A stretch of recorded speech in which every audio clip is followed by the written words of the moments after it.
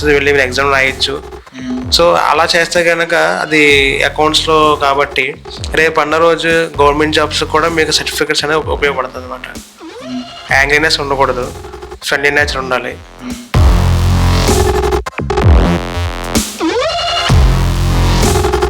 NBS అయినా banking అయినా సరే మార్కెటింగ్ ఫీల్డ్లో మీరు ఉండాలి అంటే కనుక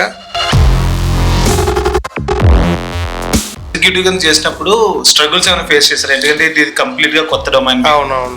యాక్చువల్గా అప్పుడు మనకి చాలా తక్కువ ఆపర్చునిటీస్. సో బీటెక్ డిగ్రీ అని రెండు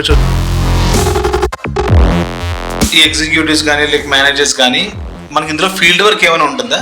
మనం చేయాల్సిందే field work first of all. So ఇప్పుడు నాన్ బ్యాంకింగ్ వచ్చేటప్పుడు బేసిక్ గా సో ఎలాంటి ఎక్స్పెక్టేషన్స్ ఉంటాయి జనాలకి? వచ్చిన తర్వాత రియాలిటీ ఎలా ఉంటుంది? జాబ్స్ మీరు జాబ్ కోసం అడుగుతారా, సర్వీస్ కోసం అడుగుతున్నారా? ఏ కైండ్ ఆఫ్ బెనిఫిట్స్ మనం చూసుకోవచ్చు? స్ట్రక్చర్ ఒకలా ఉంటుంది. సో మీరు ఇప్పుడు చేసే కంపెనీ కన్నా ఇప్పుడు బేసిక్ ఇప్పుడు నాన్ బ్యాంకింగ్ సెక్టర్ లో చేసేవాళ్ళు బ్యాంకింగ్ కి షిఫ్ట్ అయ్యే ఛాన్సెస్ ఏమైనా ఉంటాయా? యా షూర్ ఉంటాయి కానీ మనం ఇప్పుడు ఏంటంటే